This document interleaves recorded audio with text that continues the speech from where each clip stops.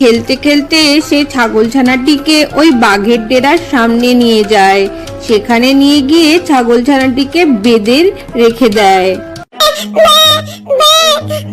আমাকে এখানে বেঁধে রেখে যাচ্ছ কেন তুমি? এইখানে তো আমাকে ওই বাঘ খেয়ে ফেলবে।